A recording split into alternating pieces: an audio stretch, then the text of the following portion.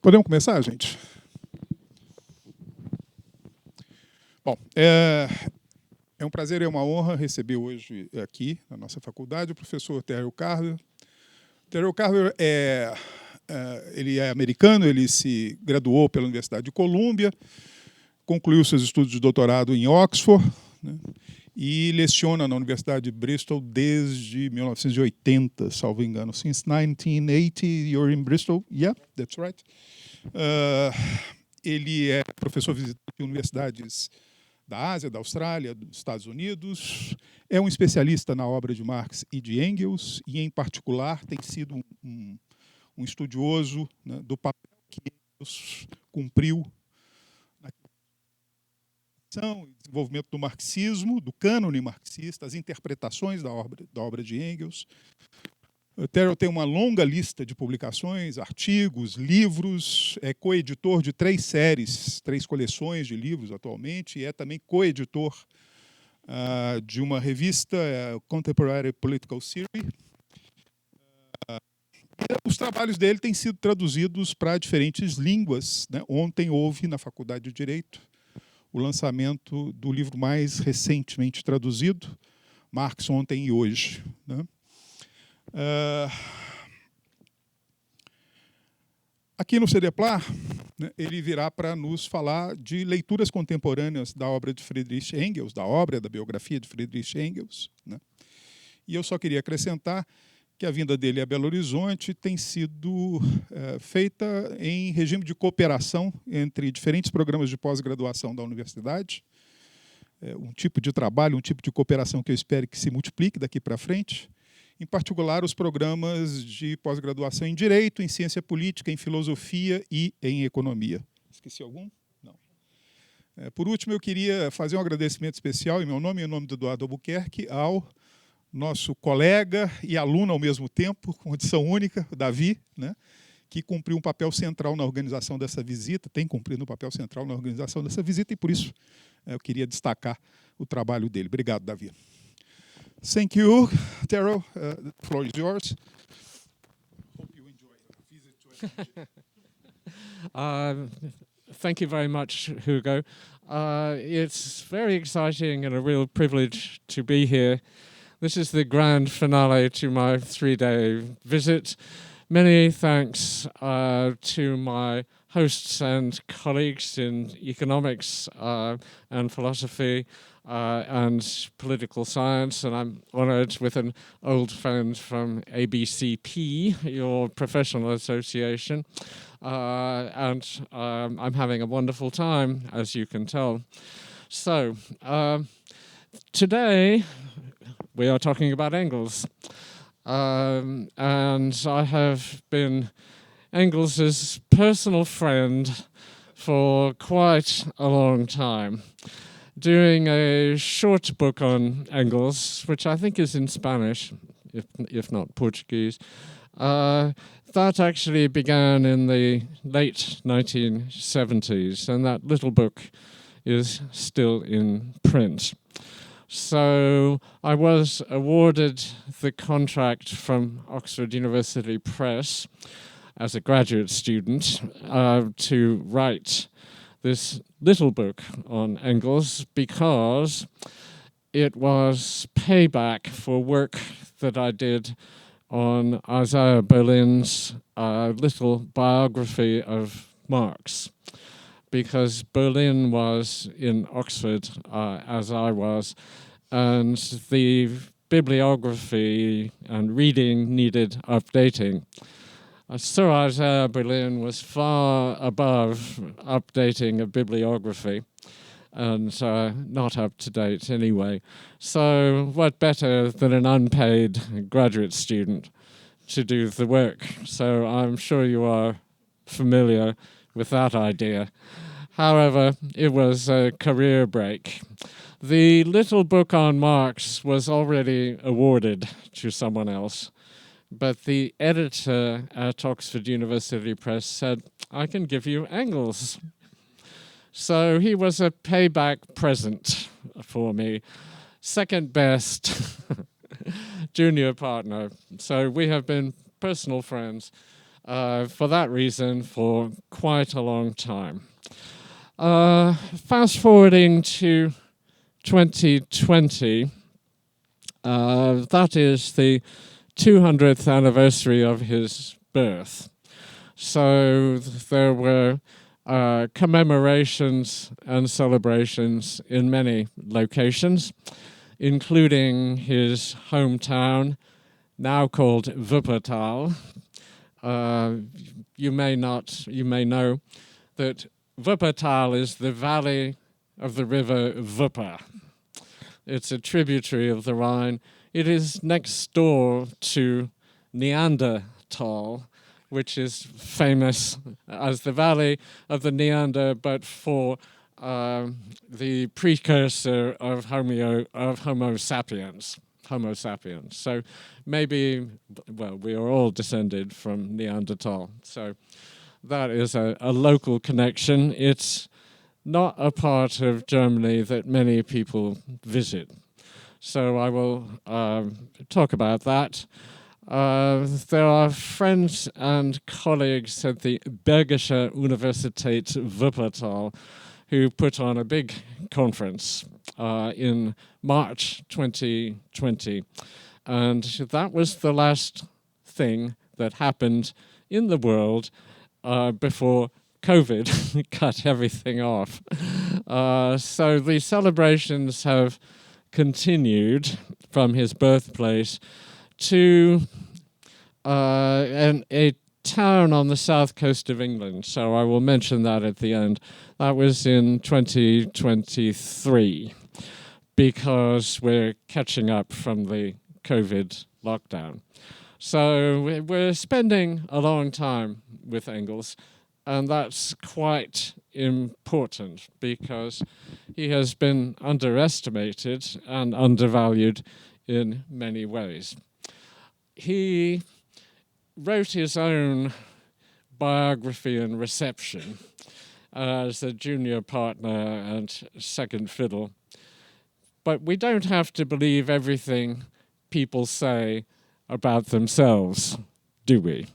So that is my position, that great respect, but maybe he doesn't tell us what we should know himself. So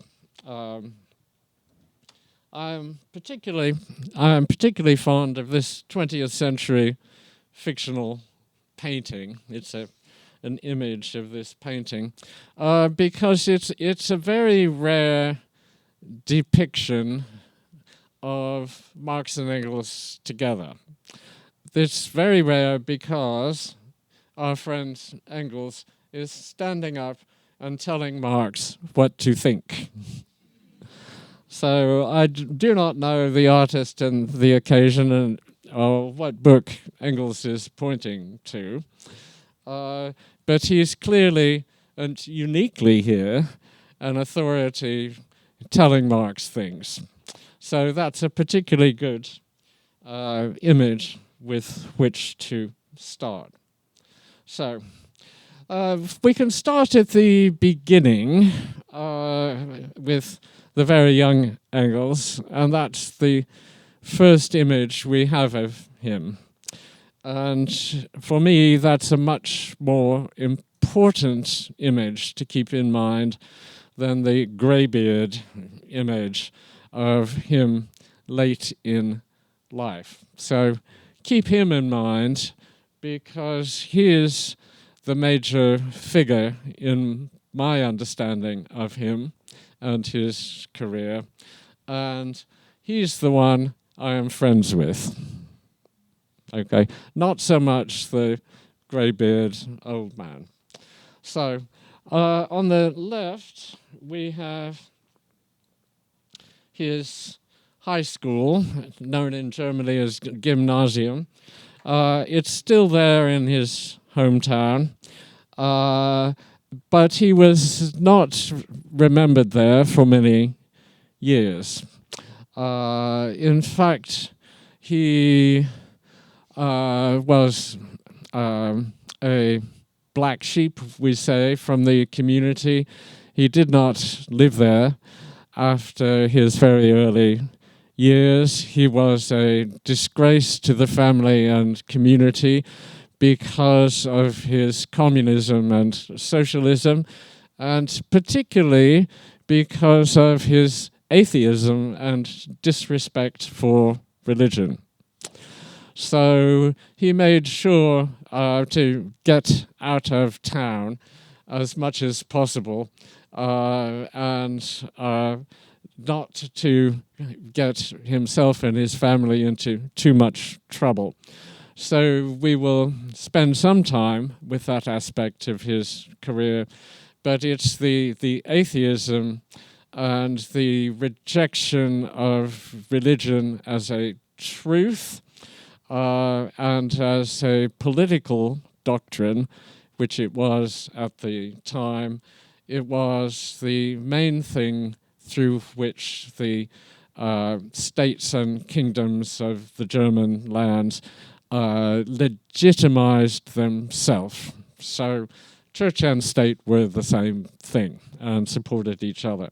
So he was already, as a teenager, not just skeptical, but actually subversive and potentially treasonous to the state. Needless to say, this was not what the school encouraged. So he was not remembered there or in his hometown at all until quite recently. After the fall of the wall, the anti-Marxism of West Germany, the Bundesrepublik, fell away, and it became okay to understand him in his hometown.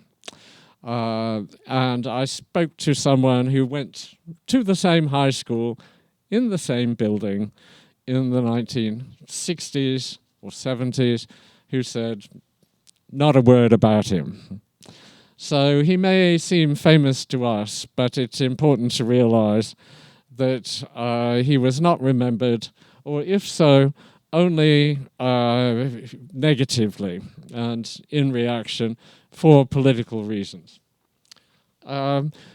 We know from himself and from the biographies and from even his very early writings that he was very influenced by the ideals of the French Revolution. And that, of course, connects directly with his atheism. You may remember that in 1790, 91 to 93, the churches were emptied, the priests were, nuns were chased away, many religious relics and sacred bodies were thrown in the ditch. There was a religion of reason, and all of that was an important part of the Republican tradition for him. Not to mention the constitutions, the representative institutions, and the participation of the people, men only, in the political life of the revolution and in the National Assembly. So this is a bit of background. That is Delacroix's famous painting of Liberty. People think that's about 1789, 91, 93. It's actually about the French Revolution of 1830. Engels was born in 1820. So this is within his lifetime. And despite his family's efforts to limit him to religious truth and preaching and sermons, we know that he absorbed from somewhere these ideals and began to teach himself about them. But we don't know exactly from where. Maybe from one subversive schoolmaster, maybe. We really don't know. So the important thing about the Revolution of 1830 is that it is very close to that part of the German states. and it's very terrifying to all the rulers of the German states, all the way from the Rhine into Russia. And there are German speakers all the way along, and terrified rulers who really don't want that to throw them out of their palaces and chop off their heads. So the repression in post-Napoleonic Central Europe, all the way to Russia, in the 1820s is intense. An enforcement of Orthodox Christianity and a ruthless suppression and repression of anyone suspected of having these ideals and wanting to put them into practice. So, what did subversion look like in these days? That's an interesting question. Subversion was not unknown, but it looked like something that would escape police attention. It did not look like political meetings. And if it looked more like musical concerts, singing clubs, poetry magazines, travel magazines, magazines about literature, poetry, and things like that. And they were strictly observed and censored and monitored. So this is setting up, on the one hand, ideals of constitutionalism and secularism that are familiar to us, but on the other hand, a kind of ruthless state suppression of subversives. And that is the kind of situation that he grew up in. So I'll talk a little more about that. I don't think biographers reflect enough on the authoritarianism and the risk and the danger to your whole life from even thinking much about these ideals and communicating to others. So I will move on from this historical point.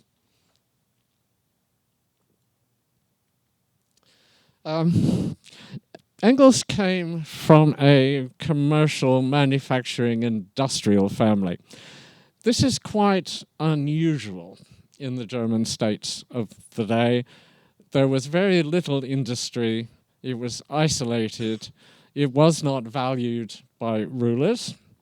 And the rest, from the Rhine to the Volga, was in the Middle Ages. Engels's family was unusual because it was commercial, and in this river valley, his great-grandfather in the early 18th century started factories to do with cloth manufacture. So cloth manufacture was done with water power and with primitive chemical processes. And the water was not only for water wheels to make it go, but also to throw all the pollution and waste and send it down somewhere else. So it was not a pretty area to be in. This is very unusual as a family background. So the commercial family was also highly religious, and they all lived together in expensive, multi-generational houses, which you can still see, very close to the factories, which was the custom in those days. And you can visit them now as museums. Engels's birthhouse, where he was born, got a direct bomb in World War II. So you cannot visit that, but you can visit the grandfather's house, which he knew because it's exactly in the same place. So Engels is remembered there only from the 1990s in a way that is international rather than merely local, because we are in West Germany, in the Bundesrepublik.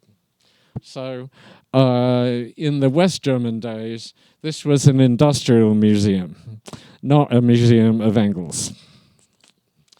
At the age of 16, Engels was taken out of this high school and not allowed to take the 2 years university entrance course because his religious family did not want too much secular learning and ideas that might disturb their religious orthodoxy, and their reading of sermons and going to church at least twice on Sunday and family prayers and that kind of thing. He had 3 brothers and 3 sisters, none of whom really turned out anything like him.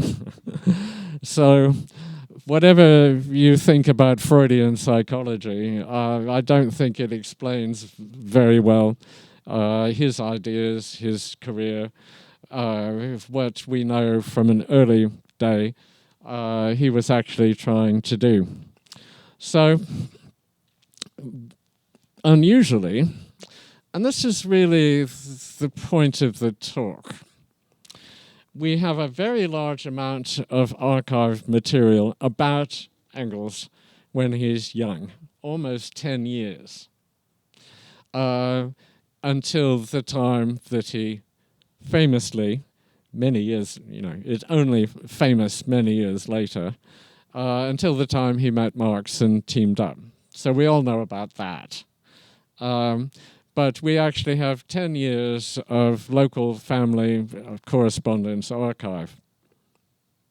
This is a mystery to me. Why would people save schoolboy letters sent to their sons, grandsons, and not throw them away? I have no idea. He was not valued as a person. He was forgotten. He was a disgrace.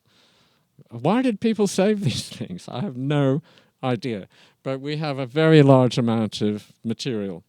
We have his school essays, his watercolor drawings, his cartoons, you'll see some of them.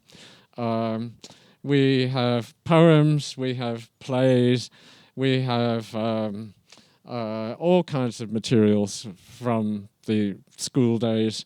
And we think he was published in a local literary review when he was 16. It's a very interesting review, and I can talk about that. It's signed F.E., which would be a clue. So we can't, but I think it's him. So he started early on wanting to communicate and to be in a world of ideas. But he's denied the chance to be an intellectual and to go to university. So his father says he must work for the family firm, who are manufacturers, industrialists, and a multinational company. So to learn the international aspects of the company, he is sent by himself off to Bremen, which is pictured there. So he is sent to Bremen when he's coming up to 17. Wahoo! Away from home. And we have letters which were saved to his sister and his parents and things like that, talking about his activities. So we know he made very good use of the commercial reading room, where there were newspapers from all over the world. He hated the work, as we'll see, but he used the time to study all kinds of things and to get books from a bookseller who imported banned books. the banned books were political books from France and from Germans who were exiled writing from France and from Switzerland. So he educated himself in all the latest subversive literature and thinking. So we know he was enthusiastic about concerts, singing. He belonged to a singing club where you could talk fairly free of police spies. And we know he was enthusiastic about Beethoven's Ninth Symphony, which was interpreted as an ode to freedom and etc. So, and to the ideals of French constitutionalism. He was essentially a literary correspondent for important literary periodicals, which had circulation in the somewhat liberal reading public across the German states. This is quite a career for someone who's a teenager still, and it's all done anonymously. So I don't think the editors knew they were dealing with a teenager. So the Bremen years were very exciting for him. He had already visited Manchester. He was taken when he was 16 by his father on a business trip to their commercial associates in Manchester, and he was very excited to ride on the then new Liverpool-Manchester Railway, which was the world's first commercial scheduled, ordinary intercity transport. So we actually have, his own reflections on how exciting this was. So this is building up a picture which we can get from the archive.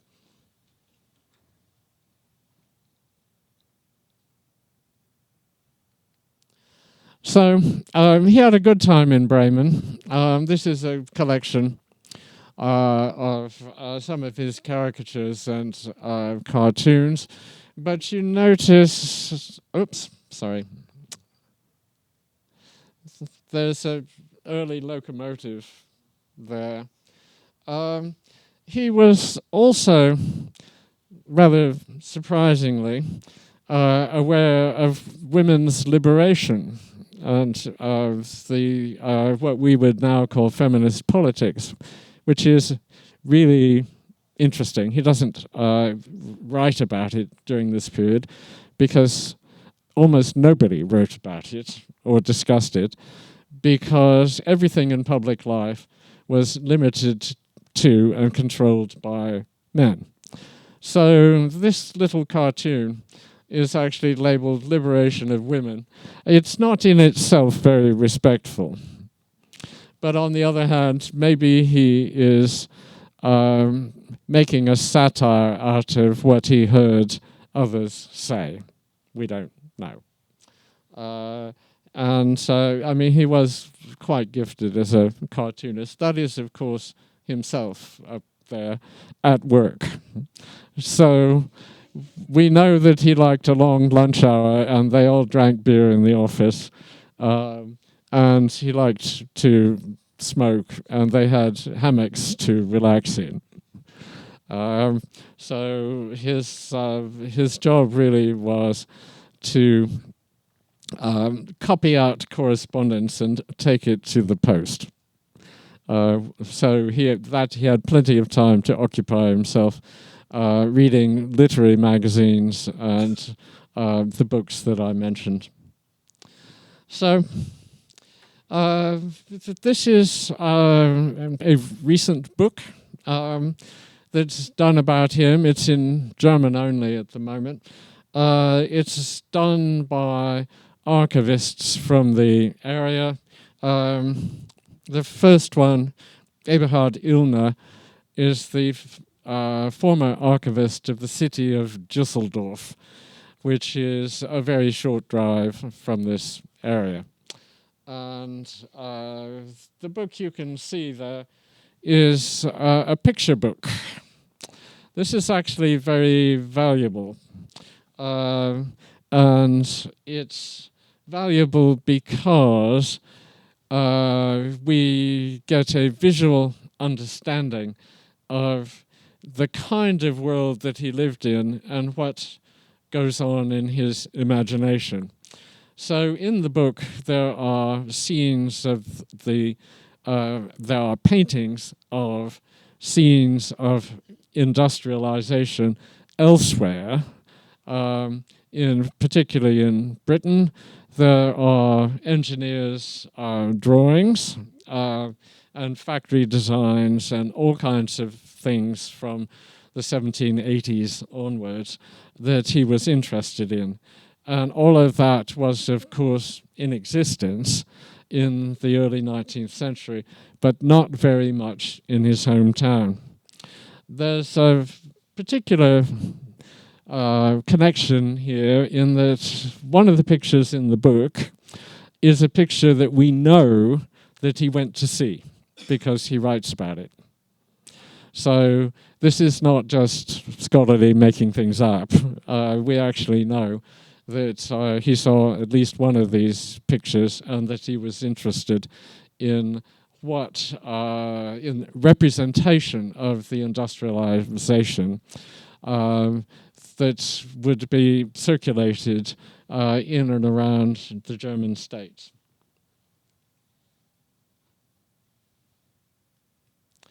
So,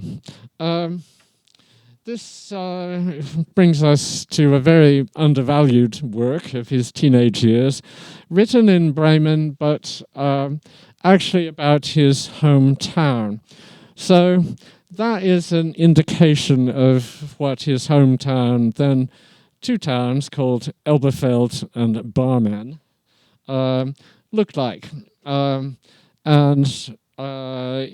can see it's a narrow river valley with two towns along the valley. So it's an industrial town. It's not completely different from a mining town, by the way, with similar activities of throwing things in the river to get rid of them. So I think this is a major publication for an anonymous teenager. So he writes what he calls letters from Wuppertal. And these are published in the Telegraph für Deutschland, which is a literary magazine subject to censorship. It's very carefully edited. It has to move from jurisdiction to jurisdiction, from state to state, to escape repression. So it may not seem very subversive to us now, but it was then, precisely because it was not full of sermons and Christianity, which the approved publications were. It was, you might say, flirting with romantic feeling and therefore the ideals of the French Revolution, which was instantly treasonous form of terror. So, what happens in these letters is that it's an inverted form of travel writing. So the Telegraph published essays by others of my visit to Italy or my trip to the mountains in Switzerland.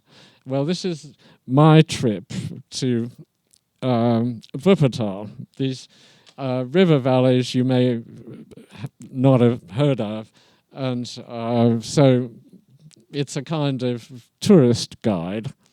So it takes you along the valley, explains the factories, it gives vivid pictures of working class poverty and misery, very vivid pictures of middle class Christian hypocrisy and indifference. It gives an important description of the river as already colored bright red by pollution from the dye works and how it stinks.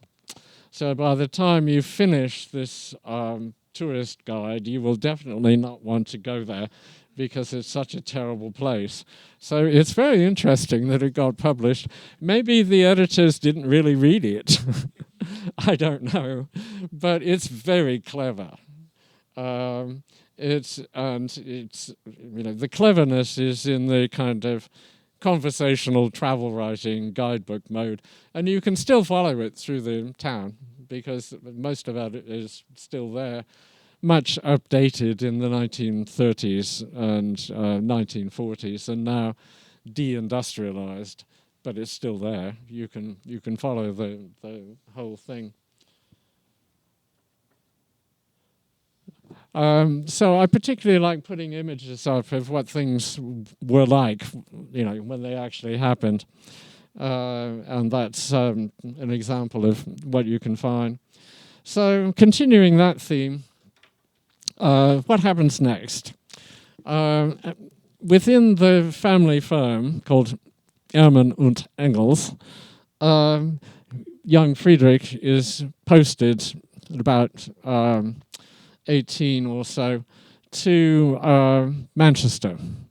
And this is after he's done his military service, which I'll come back to. He goes to live in Manchester, and he lives where the factories are, in Salford, as a privileged middle-class worker in his father's partner's factory. So the factory was still there until recent years, and is now remembered in Salford now. But there's otherwise not too much remains of those days. So what happens there is that he perfects his English, which was already quite good. It was not taught at school. At school, you had a German so you could speak and write correctly, and not in the local dialect. You had French, because that was the language of culture, literature, art, philosophy, etc. Not English, which was, unknown. And also Latin, a lot of Latin, and classical Greek. And we know that Engels gave a valedictory graduation oration in classical Greek of his own composition. We have the title, but not actually the text. So this is attested. It's, the evidence is in the school records. It's not like he made it up. So he was very good at languages, which is what it says in his school report. And that was a lifelong thing. So he goes to Manchester, perfects his English, but he becomes involved very immediately with the Chartist movement, which was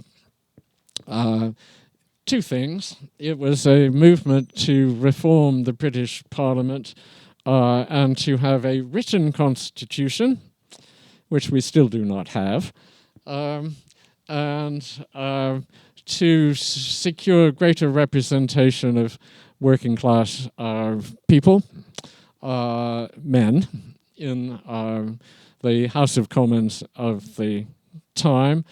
But it also included many activists who were addressing the social question, which was the question of poverty and how it got worse with conditions of industrialization, whilst at the same time those who owned the means of production got richer, and those who were involved with the financial services and trade got even richer.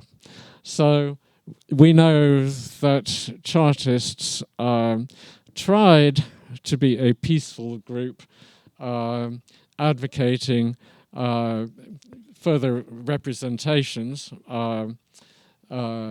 within the system, but they were widely suspected of attacking the social order both the hereditary social order of the monarchy and the aristocracy, and the social order of the property-owning classes. So their meetings were broken up by the police. They were shot famously in Manchester. They were a subversive organization. Engels went to their meetings and wrote about them and sent reports back to this newspaper explaining to German readers what was going on. So that all contributed to the demise of the Rheinische Zeitung in Cologne, not very far from Wuppertal, a paper of politics, trade, and industry.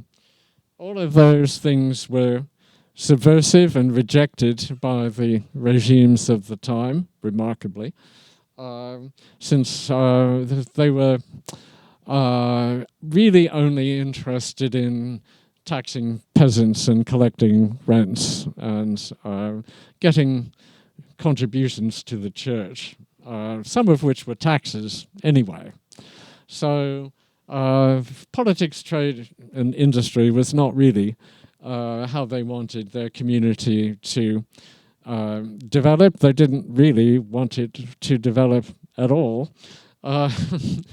except to preserve the existing order.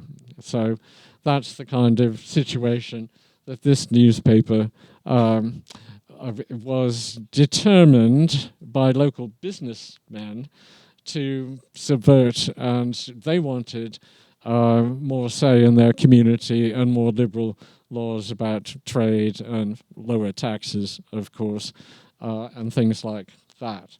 So Engels wrote for this paper before Marx became associated with it. He was a foreign correspondent.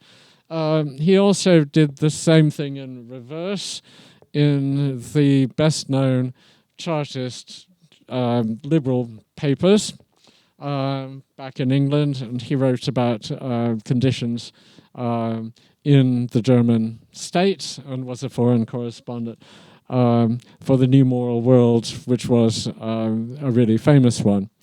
So this, of course, is important. This socialism of Chartism was a moral outlook. So he associates himself with that. Being an atheist was fine, but you needed political allies. So I recently had a conversation with a colleague who said, how could this be? He was an atheist. And I said, you really have no idea how politics works because you need allies, and you could call it a compromise. So that is kind of the background to what's going on there.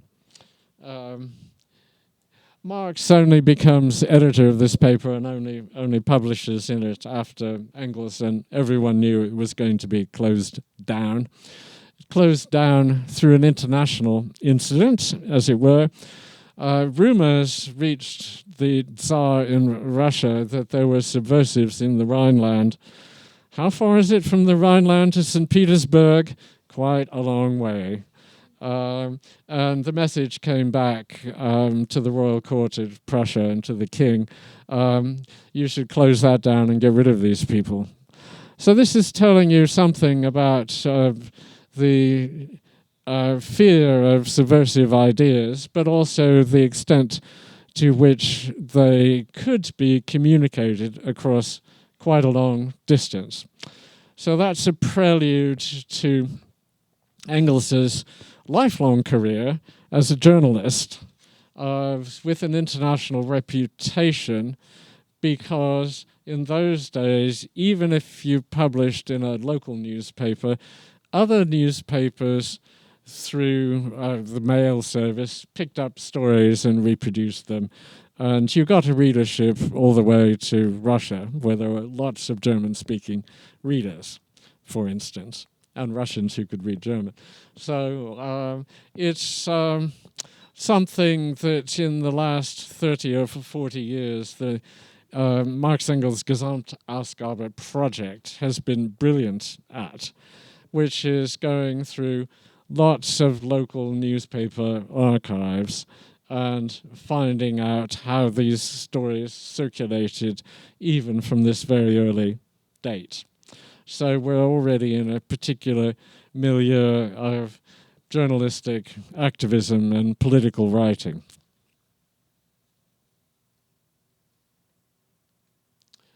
So we're getting close to the big event. A fanfare. This is how the Engels biographies go, which is how soon can we skip through his uninteresting early life and get him to be what he was always destined by Marxists to become, namely Marx's junior partner, second fiddle, best friend, adoptive uncle to his daughters, etc., etc. Oh, and of course, financial benefactor for over a decade. Scholars have calculated exactly how much money, so far as we know, Engels gave to Marx, and in those times, it's actually quite a lot. But then, because of his family, he had quite a lot of money and access to those resources. So it's important to notice that even though he's an atheist communist, he never actually breaks off relations with his family because it's a meal ticket. And it's actually a bit of a blackmail weapon, which is, you need to give me this money or I start causing disgrace. So, I mean, these things go both ways. And I think it's interesting to look into the letters and relationships that we've got. It's not all a Freudian or, family sorrow story. He's very active as an agent doing this. So that is a picture. Okay, get that going. Of a generic picture of factories in the north of England. It could be Manchester, Salford. So that is the situation that he was familiar with. And Marx essentially knew absolutely nothing about it.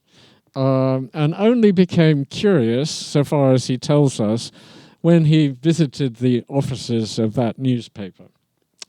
And that, I think, is the major event that's overlooked in his life, that it was not a philosophical struggle with Hegel. It was contact with liberal-minded businessmen. How liberal were they?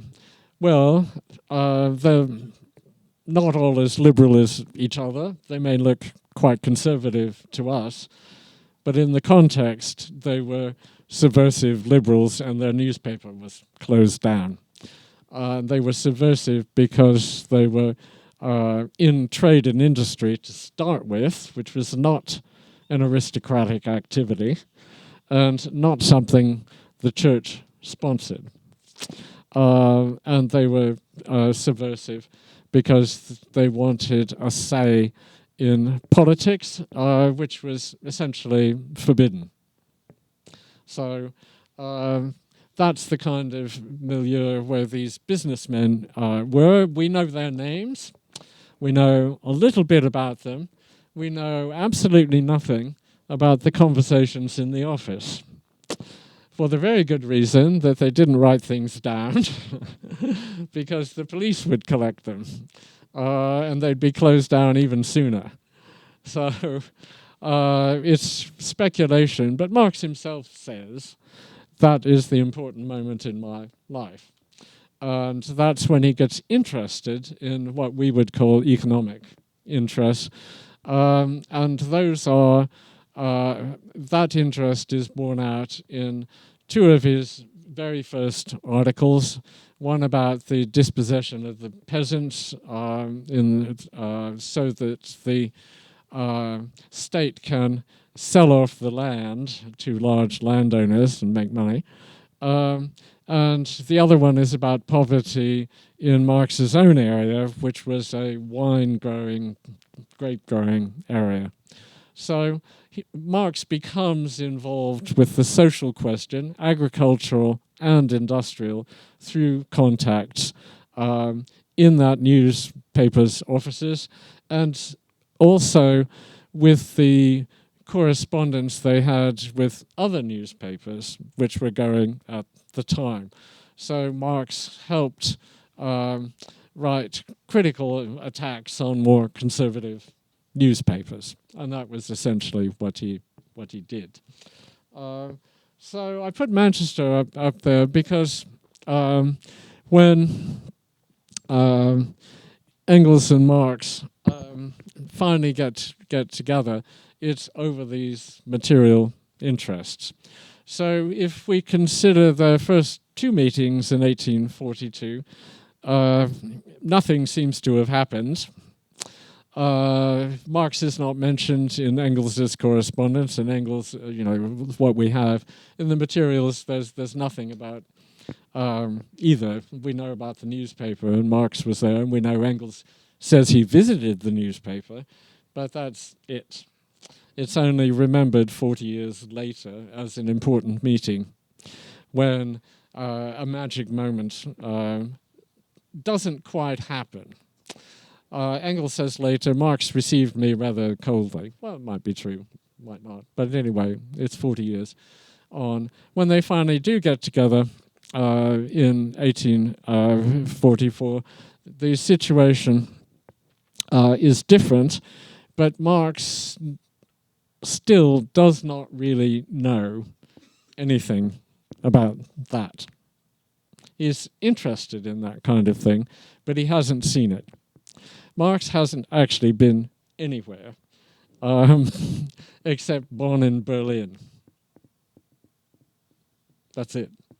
And they were not places to go to look at factories. Or if you could see urban poverty, but they were not at all like Wuppertal. He really had no experiential knowledge of this and no way of acquiring it until Engels turns up. So, Engels before Marx. This is an advertisement for a little book that I really wanted to write. And it was my Engels bicentenary present to him. So this is the only book on Engels in which Marx is banned from the text. That's the only mention of him, really, on the title. That's because, so we know which Engels we're talking about. That's the only reason. He's banned from the text because he does not exist. He does not exist for Engels. Even between 1842 and 1844, he barely exists. So he's banned from the text so that we get into close contact with Engels's world from his point of view. And with my filling in what he's talking about and experiencing and that kind of thing based on the archival evidence that has been collected and published since the 1970s. Some of it very recent, some of it older. But as I said, we have a lot of material with which to build up a picture. So the point of building that picture up is to explain what nobody's explained, which is why was Marx interested in Engels? We are told a lot of times why Engels was interested in Marx, and that's backwards. Engels was the one who was famous as a journalist, even if few people knew because of anonymity exactly who he was. In both English and German, and was writing about politics as a foreign correspondent both ways. There are some 50 articles that we have. Marx had published, at that moment, Engels had published 50 articles, Marx had published exactly 0. And that is the days at the newspaper. They did not actually cross over again until they met up in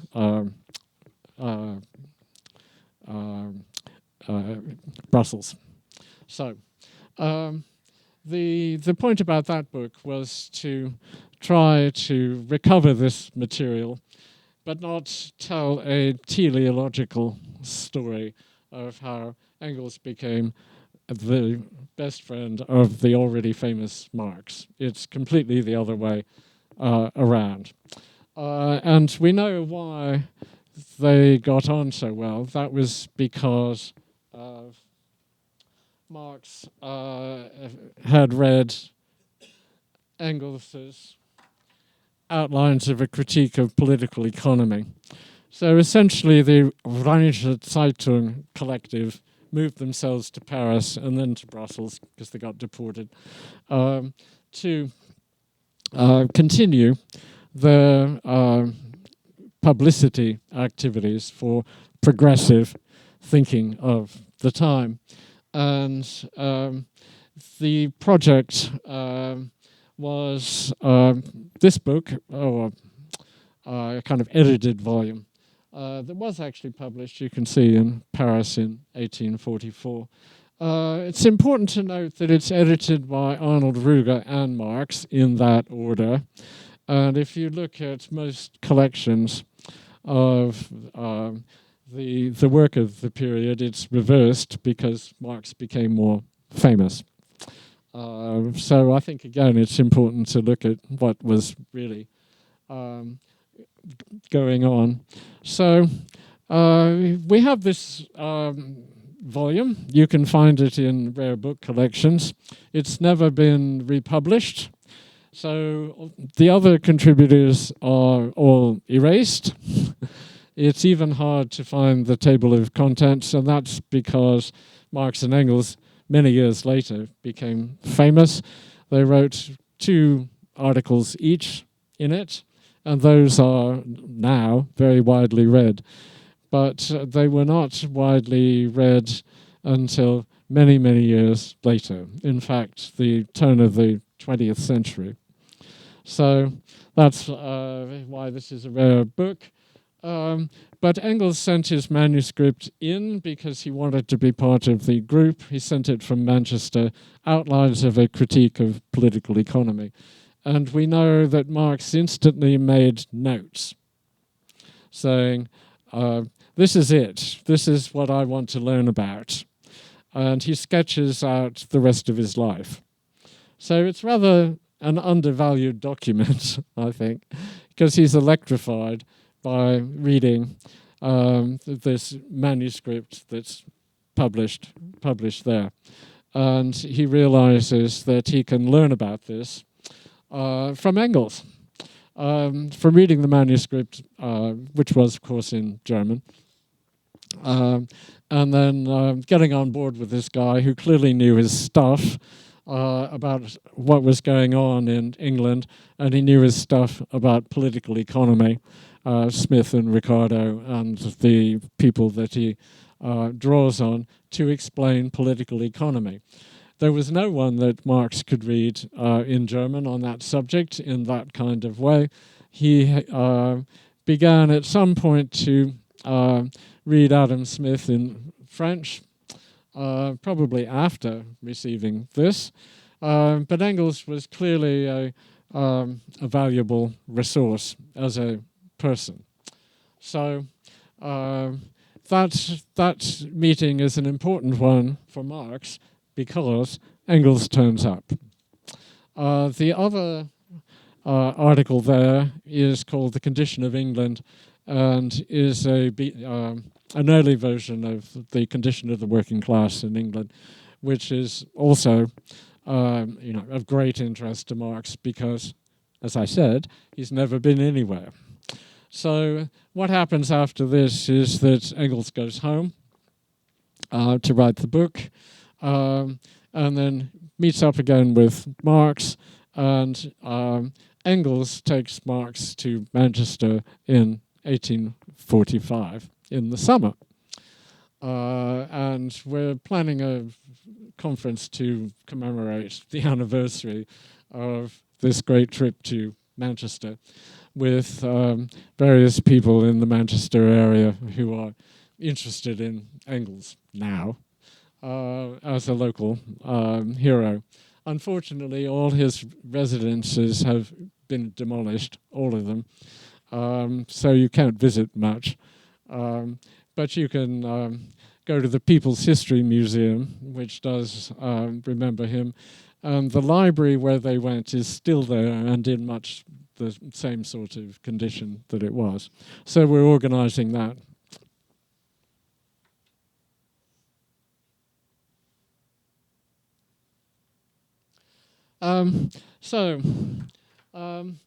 Running through a little bit of the early career here. This, of course, is the Holy Family, which they agree to collaborate on. Famously, Engels complains in a letter that Marx had run away with the whole thing and written far more than he had. Nonetheless, it's, you'll notice, by Engels and Marx, because Engels was more famous. And Engels says rather nervously, well, you wrote most of it, but he doesn't change the title page. And at least it's a try at connecting with those who knew that the anonymous author was actually Engels. So this is the point at which his anonymity kind of dissolves and people start putting the picture together. It's quite a difficult book to read. I had correspondence yesterday from Australia giving me a chunk of text and saying, isn't this dialectic? And of course, it's Marx writing a satirical parody of Proudhon and not writing as himself. So beware, this is quite difficult to read, I think, and it's easy to go wrong. Condition of the working class in England. There's the first edition. It gets published legally. Censorship is not a huge problem with this book, for the reason that it's about a foreign country, which the censors had never visited and assumed that people were not very interested in bad things happening in a foreign country. And they did not have experience of industrial poverty. So what? It's a descriptive account of somewhere else. So it's been valued and criticized. It's been in circulation since a second edition that Engels did after Marx's death, and an English translation he disapproved of or criticized in various ways. It was more popular in America than it was elsewhere, and the industrial poverty in America, particularly in Chicago, was very bad at the time. So there's a socialist communist history going on in the Midwestern industrial cities, and this was taken in English to be an important kind of text as to what could happen and how it worked. Also, it's not morally, it's not Christian, which is unusual in most socialisms of, well, from the 1820s onwards. It's not all socialisms are atheistic or even secular. Most of them are actually quite Christian, or at least somewhat religious. So we have that going on in the background the whole time. And this is a reflection of the atheism and secularism, even though that is not sort of put into the text for you. But it's the book that he wrote there. He got very fed up with his family living at home and wanted to get out, and that's why he joins up with Marx and Ruger in Brussels to be part of a socialist collective publication effort. So the book's been in print really ever since the 1890s. That's the current edition in English. Interestingly, he writes in this German first edition a special preface to the English working class. So how many English working class readers is this German language book going to get? Maybe some at some of his newspaper connections. We need to remember the north of England in this period was actually full of Germans who had left the German states for lots of reasons, and this was a period of great emigration from the German states to all kinds of places. Russia, I mean, possibly South America as early as that. I'm not sure, you will know. And certainly to England, where if you were educated and liberal-minded and looking for a job that wasn't controlled by an aristocratic family, England and the north of England was a particularly good place to go. So Engels had many German connections there already. Possibly it was meant to be circulated in that way. I don't have any evidence about that, but it's a very unusual thing to do. And of course the censor couldn't read it anyway. And there is a preface for German readers which does not say what the English language preface says. So maybe for the few of his German readers who could read English, which weren't many, it would also do some good politically in his view. So we know that in Brussels they were literally on the same page, and that's Engels' handwriting on the left, Marx up there, Engels' doodles and drawings there. That's just to give you the only record we have of the two actually working together on a manuscript that's intended for publication, because everything else has disappeared, and it's kind of accidental why this is preserved. It's preserved precisely because almost all of the manuscript materials, which is quite a stack, never got published. So they just got put away. And what went to publishers gets destroyed by the publishers, or even, I learned today from reading the Marx Engels Gesamtausgabe, thank you, Hugo, what's called Reinschrift, or fair copy of Das Kapital Volume 1. That would be wonderful to have. Probably in Mrs. Marx's handwriting with some annotations by Marx. But anyway, it was actually kept by the publishers in Hamburg. And we know that it was there in 1929. And it was, the publisher's office was bombed in World War II, and that's disappeared. So essentially, these pages, which are very rough drafts, are unique. And this is part of what became known as the German ideology, and in particular, the main part of the so-called Feuerbach chapter. So we can talk about that if you like. But the point is, they were actually working together in this subversive group to publish in Brussels or Paris or both, and have their work smuggled back into Germany for secret circulation. If we go back to Engels' time in Bremen, he boasted to some of his school friends that he was the biggest dealer in subversive literature in Bremen, which is probably not true, but he did his best at it. So this is to put you in the context of the time.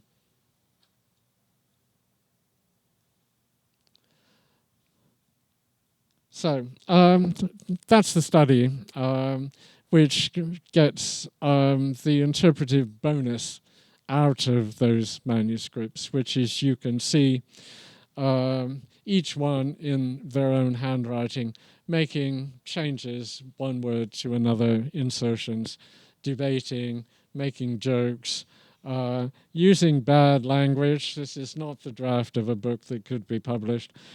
Scribbles and things like that.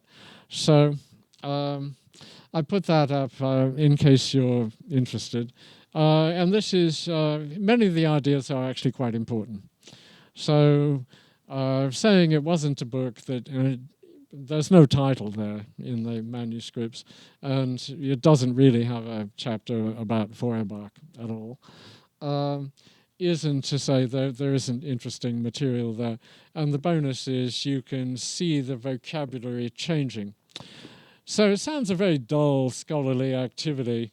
Oh, who crossed out that word, and then who wrote the next word in, and then they crossed it out again. But actually, I think you can learn some things with that. You have to go through the whole thing. A lot of it is fairly trivial, but some of it, I think, is, in a philosophical sense and a political sense, actually quite important. So let's move on to the Manifesto of the Communist Party, which is not long afterwards. We're into late 1847. Engels and Marx are shrewd political operators. They've got hold of the League of the Just. They manipulate the committee. Engels is,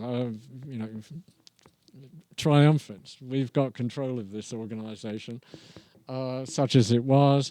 It's an international network. It's not really a party. He was delighted when the two of them were, unsurprisingly, commissioned to write a manifesto for the tendency, anyway, to collect up the ideas through which these various individuals from different countries thought they were united. They are mostly German-speaking, and they have a conference in London because they thought they could be away from the Prussian police. This is a bit of a mistake. The Prussian police had spies everywhere. Mrs. Marx's older half-brother was running the secret police. So during this period, so I'm back to the risks and difficulties of doing this. The stories of their various deportations with babies and possessions are quite harrowing, So this is not an easy activity. They get commissioned to do this. We know the story, it's familiar. They rehearse it themselves. And we know that Marx was the last one back in Brussels to have control of the manuscript. We know that Engels went back to Paris to do political speeches and agitation, or to basically preach socialism and collectivism and worker action to German workers in Paris. So here again we have the German emigration out to become the working class in England and in France. So Marx is therefore given the credit by the bibliographical principle of the last hand, literally. He gives it to someone to take to the publishers in London. Did not actually make the trip himself. So I think that is a bit hasty. But then the reception, of course, after Engels gets to grips with making Marx famous, which he does from 1859 onwards, the reception is more than happy to credit Marx with the text, and Engels does not dispute that. However, let's look at the manifesto parts 1 and parts 2. These are the two parts everybody reads. They really go with a swing. They are a wonderful historical narrative about industry, technology, class structure, bourgeois hypocrisy, even the oppression and exploitation of women. It's all there. And if you look at what Marx had written up to that point, there is really nothing like it. And there's no particular reason to believe that he'd suddenly become an expert in all these things and a very fluent journalist. His journalism was famously difficult to read even at the time. And some of this, things like On the Jewish Question, are still very difficult to read. So I think Engels is definitely there. Can't prove it. Marx is definitely there in part 3. Part 3 is a person-by-person attack on rival socialists and communists. It's very funny. It's a satire. It's a parody. It's brutal.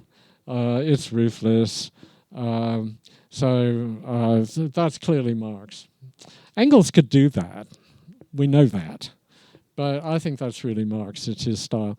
Part 4 is short, and it explains the political situation of the time, which is itself indicative of the kind of alliances that they expected to make, depending on the situation in terms of class and politics, with the associates they could find in different countries.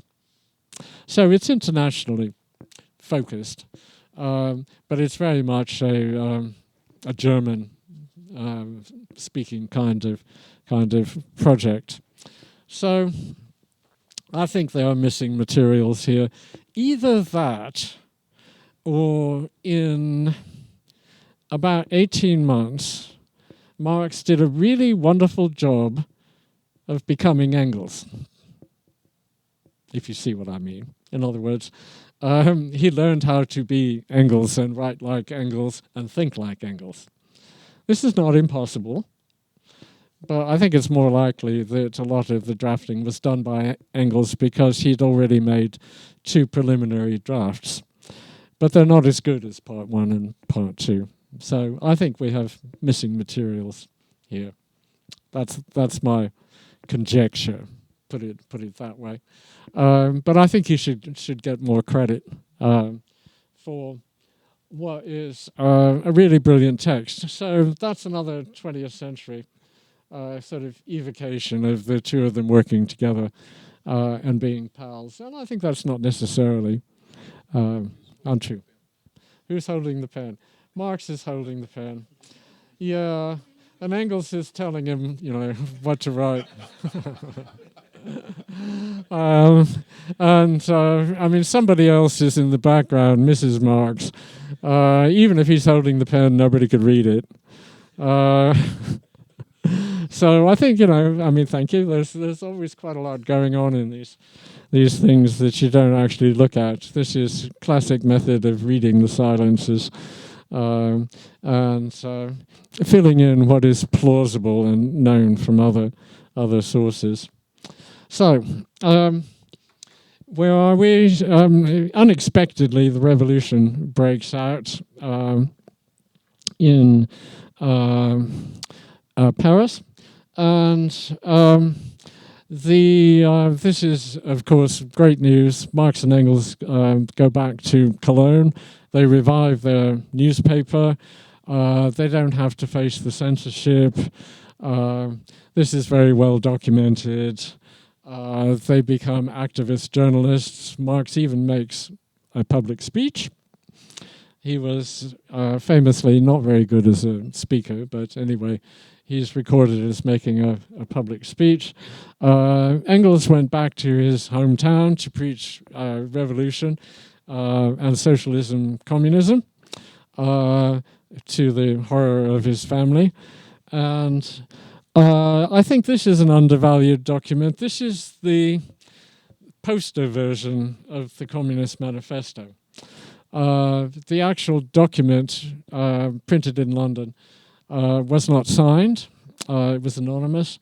And this is actually signed, and you can see that Marx and Engels' name and others are there as the the representatives of the Communist Party and what their demands are in Deutschland, that is the German lands, because there was no Germany. There were German lands in the Austrian Empire and enclaves and all of that kind of thing. So this had a considerable circulation across the German lands, which the Communist Manifesto did not. It mostly went to the police archives and seized at the border as an obviously subversive document. And through that, it built a reputation. If you read the demands, they are overwhelmingly liberal, constitutionalist, social reformist, and that kind of thing. Of course, they are not in any way Christian or religious. And I think it's always important to keep that in mind, because the other agitation of the period was at least respectful, if not actually working to change the church, or churches, in that respect.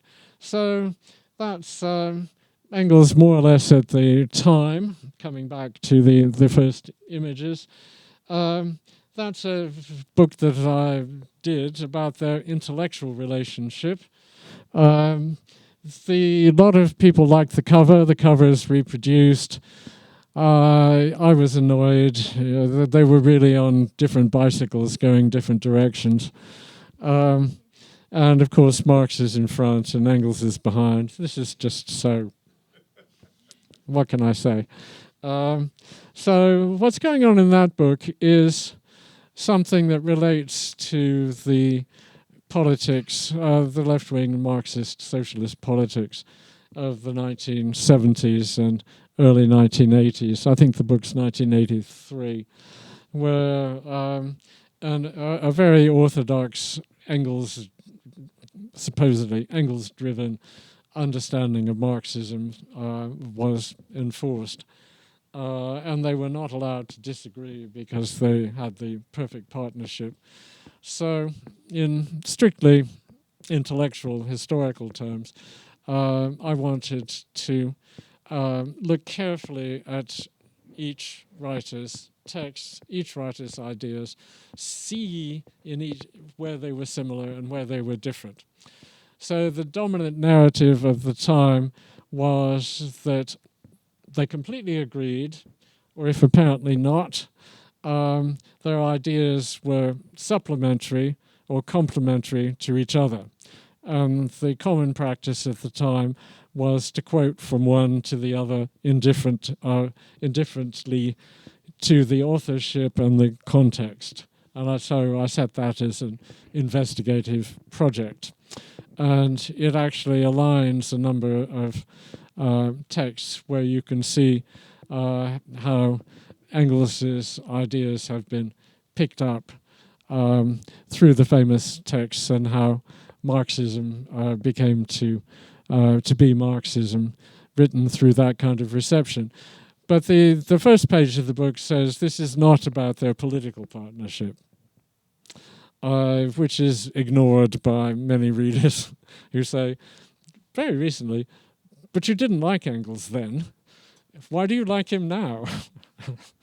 I said, well, it's not really a question of whether I like him or not. It's a question of a particular project at a particular time in a particular intellectual, political context. So I still stand by this project because it's a close reading of each writer's texts and thought. So it was never intended to be a total acceptance or rejection of Engels, or even indeed of the ideas where they were different. So moving on to that one. The Communist Manifesto, which I've talked about, this is just to advertise some of the recent scholarship on it. The book on the right has a number of chapters, which is common to the companion genre. I'd pick out the one on the rhetoric of the manifesto by James Martin, which uses rhetorical analysis to analyze the text. So instead of doing what most people, especially undergraduates, do, which is, oh, that's wrong and it didn't work out, it analyzes it as a rhetorical and therefore political device to get people on board with the project. So I think that chapter is very good. I wrote a chapter on the Communist Manifesto in their lifetime, explaining that it was largely forgotten and had little fame until 1872, and then they were not entirely on board with the republication and things like that, which annoyed a lot of people. How can you say this about a famous document, that it wasn't famous at the time? Well, it wasn't, and actually Marx and Engels weren't either, except in very limited circles. So the other book is actually a very historical, scholarly study of other manifestos of the period that circulated. This book has annoyed people because it says that the manifesto isn't as good or as unique as people think it is. So it's actually a very kind of objective view of a lot of documents that are difficult to get a hold of, and personal and political stories that are part of the milieu at the time.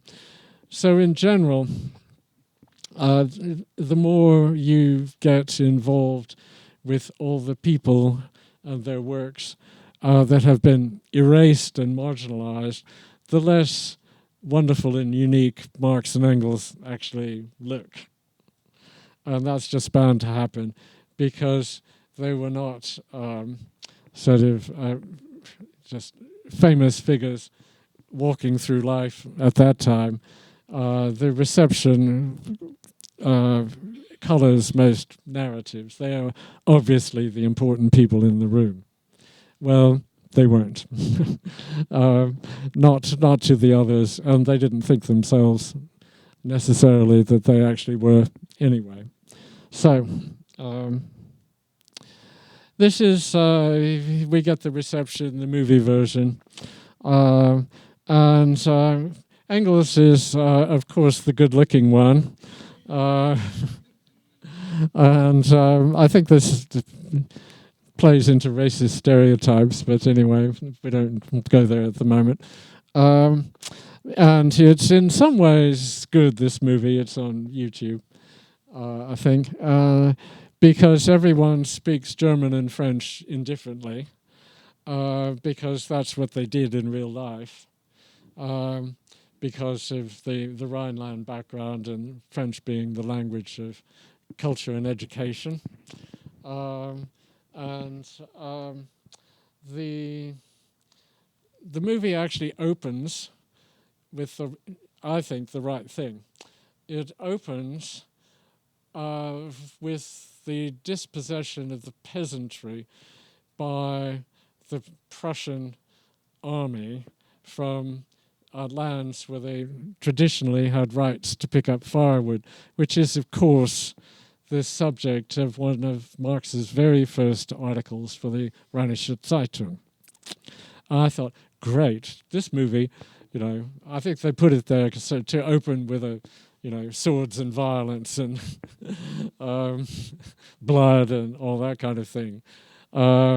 But I thought, wow, this is really starting in the right place with the right thing. I'm, wholly on side with that.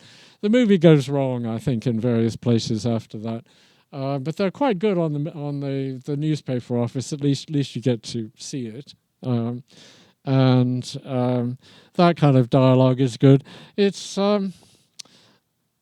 moving to Engels. What's going on here?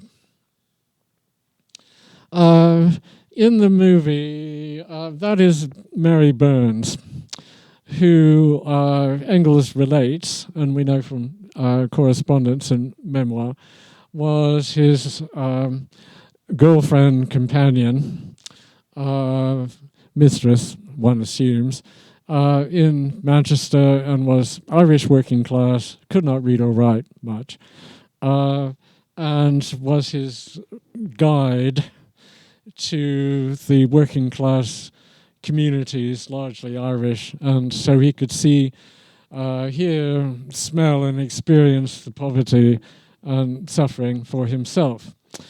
Of course, she was essential, not because he couldn't walk around by himself, but because to appear as a well-dressed, obviously bourgeois, which he was, person in that kind of environment would have caused trouble. He would have been ejected by the working class because it was going to end badly for them, the way everything did. And nobody would speak to him, and the police would instantly hear that somebody was there who didn't belong there and take him away. So he was lucky that he had somebody to explain who he was, that they shouldn't kill him on sight, even if he were recognized as a factory owner type, which he was, and that it would be okay. So that's about as much as we know. We have no pictures of her. We have no testimony. We really do not know anything about her, except he was very upset when she died. We know that her sister lived in the same household and took over the housekeeping, etc. duties. But in the movie, she's a red-haired, fiery, Irish working-class feminist. Maybe so. We really don't know. But there's always a tension between anachronism and drama and poetic license. So one has to, accept that. The Frankfurt Parliament. This opens up an area of controversy, as it has been for many, many years in Marxism. What is the relationship to constitutional liberalism? Communists and socialists were critical of it. Marx and Engels wanted to move the economic agenda to make it less bourgeois, less exclusive, to make sure there's mass political rights and participation for men. And that is underplayed and erased. I think Marxists are rather embarrassed about it. But as I said, they had to hang around with liberals and bourgeois types, otherwise they'd never get anywhere. So historians say almost always it was a big failure, this revolution. I think it was a big success. The revolutionaries spread all the way to Budapest, Brussels to Budapest. All of the royal people and aristocrats fled. It's true they came back, but in the meantime there were popular assemblies. Within 15 years they'd taken the hint, and constitutionalism began to come in by the later 1860s and 1870s. And it became a big moment from that point within German liberal constitutional politics, and was remembered as a moment of important political development. So there's a very large German historical establishment always working on the 1848 and the pre-1848 period. Much of that is incorporated in the Marx-Engels Gesamtausgabe, and they had specialist historians of 1848 on the team throughout. So it's quite important to remember that although these institutions disappeared within a year or so, it was an important moment.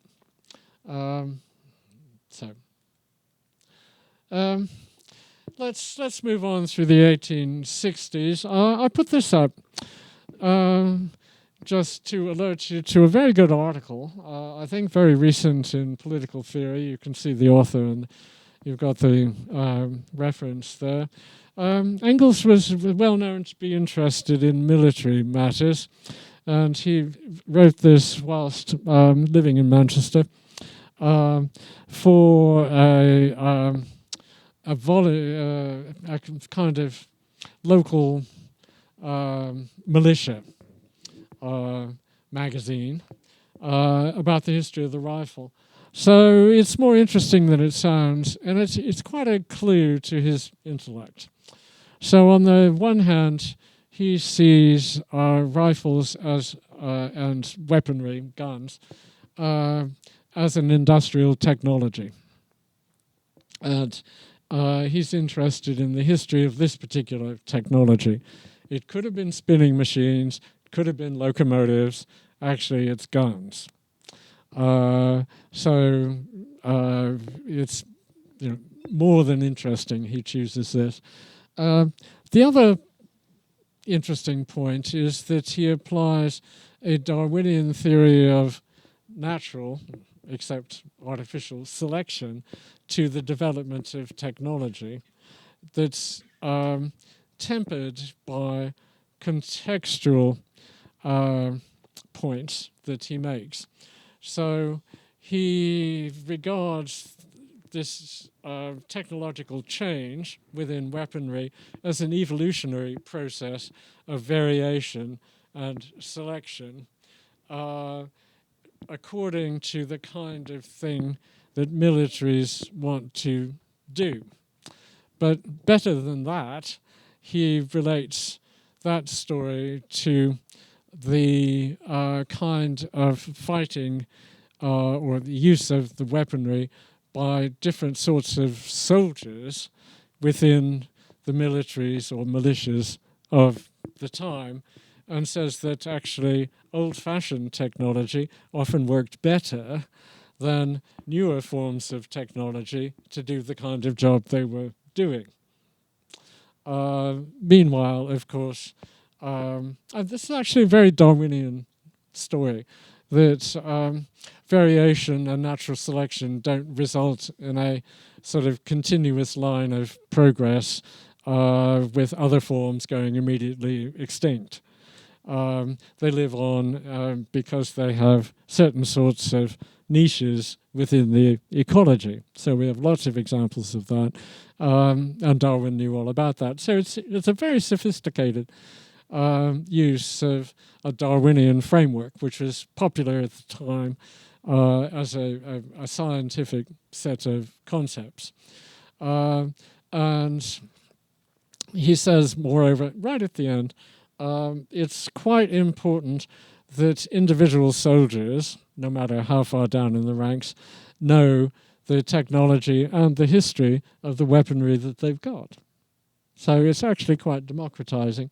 And that arises very clearly from the year that he spent in Berlin on his military service, where he was a gunnery officer. So in the biographies, two things happen. One is we are told that he didn't like this, and he spent his time in the lecture hall as an unmatriculated student at the University of Berlin, listening to lectures and writing about them as a political activist in the German-speaking press of the time. because those lectures that were crucially important to the state, and that is the point of young Hegelianism versus old Hegelianism. So famously, the lectures given by Friedrich von Schelling in Berlin were attended by people who later became famous, such as Engels, but also blanking on this. Who else? There were a number of Kierkegaard was there, yeah, and who else was there? Do you remember offhand?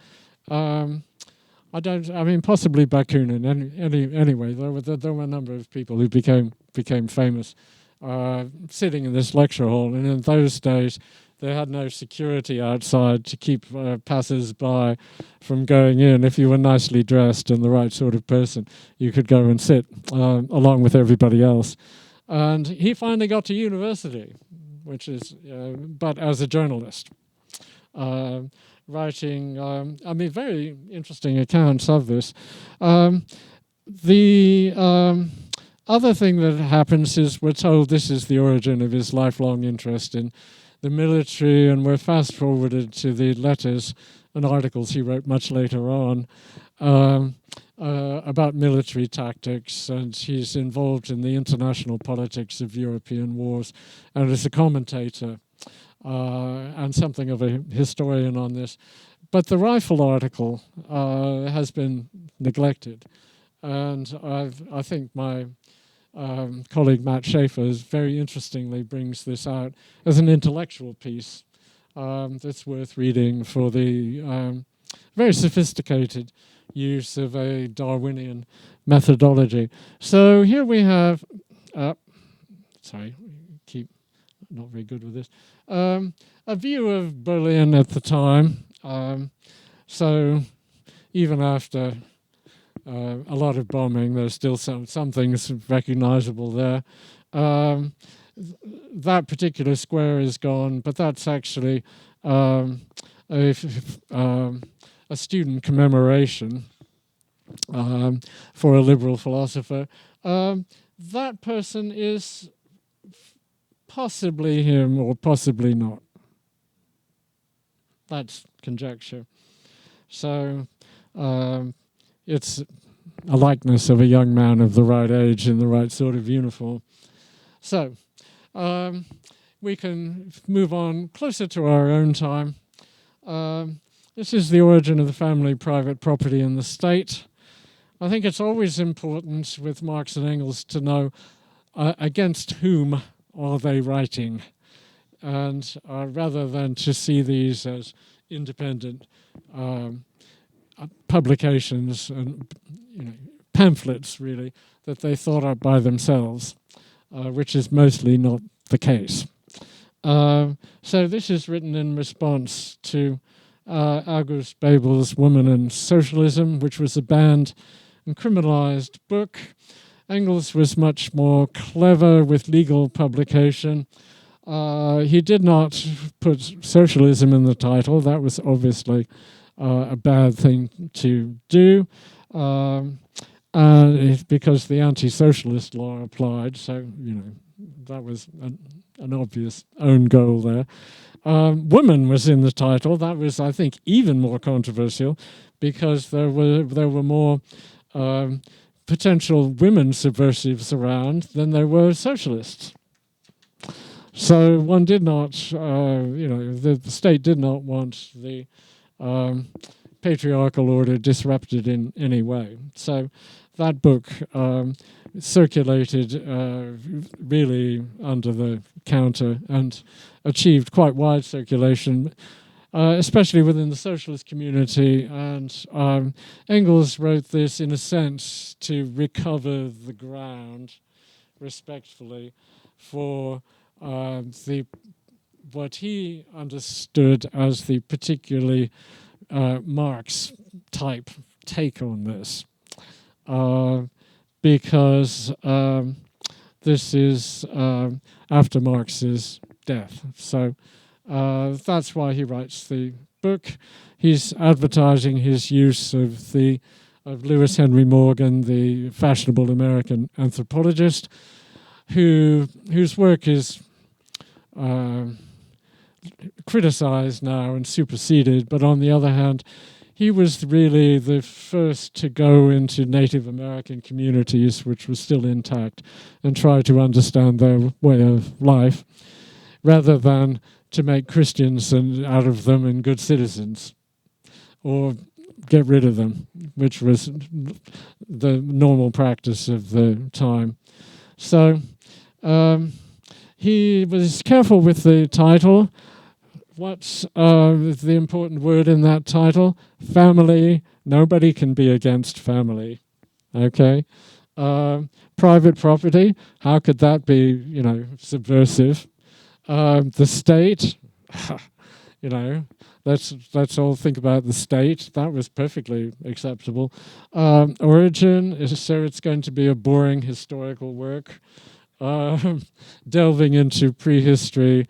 And long forgotten communities, and to do with the Roman Republic and the history of the family as we have it from the sources that he had, and scientific and therefore boring things like that.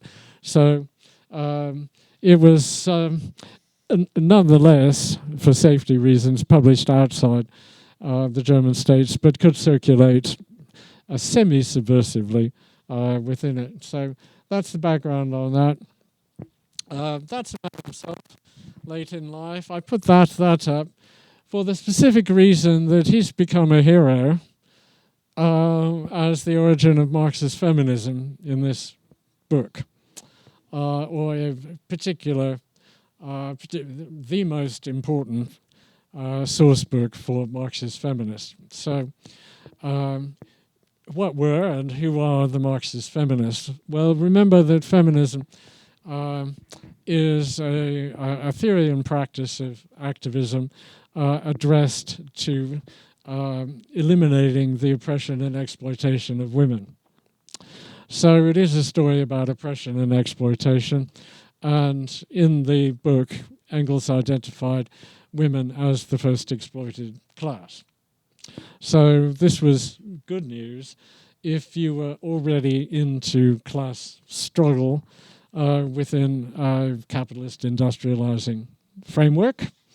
And so a merger, or some said a marriage, of Marxism and feminism seemed a good idea. Let's get together and abolish class exploitation, including the exploitation of women as a class. So this flourished during the 1980s, and I produced some documentation from that period. This is having a revival in recent years. There are a number of recent takes from the feminist community giving an updated version of Marxism feminism and taking on board the controversies that the original 1980s one came up with. So I put some book covers up just to illustrate some of the names involved, and some of these are of the period. Some of them are a bit more recently. It's been a living tradition since the 1980s, possibly a bit before. One can find precursors, of course, with the Bolsheviks after the revolution. There are a number of women who have become famous, feminists in some cases, which they didn't really want at the time. Rosa Luxemburg famously refused to join the women's section. Clara Zetkin ran the women's section. Alexandra Kollontai. I mean, there are a number of people from this period, but I struggled to think of anybody before that who might be identified as, in some sense, a Marxist feminist, because the feminism of the late 19th century was overwhelmingly Christian and religious and domestic. Whereas this is secular, it's about the economic life and the class struggle and work outside the home. It also takes on board what's supposed to happen in the home, but it's at odds with the socialism of the 1890s and early 20th century. So that is kind of where we are today. There's there's Engels and Mary Burns again. So what do we think? Well, of course, there's large amounts of material. I put this up. This is Mary Burns' sister, Elizabeth, known as Lizzie or Mrs. Lizzie, as Engels' follow-on housekeeper, companion. She achieved in the 1870s an honorary Mrs.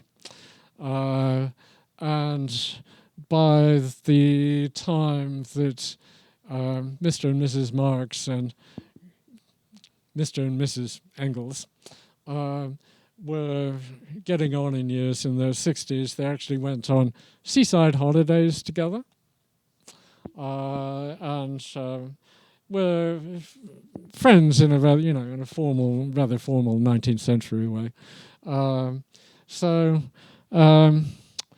Mrs. Lizzie was, as far as we can tell, as illiterate all her life, or barely literate as her sister, did not have educational advantages, kept house. And they, in Manchester, the Engels maintained a separate household in the suburbs, away from his bourgeois lodgings in town. And she came to London as a housekeeper in multi-generational, multi-occupancy households. There's often a housekeeper. It's not unknown. I mean, somebody to supervise the other servants that there were. So she had that kind of position. We don't know anything more, really.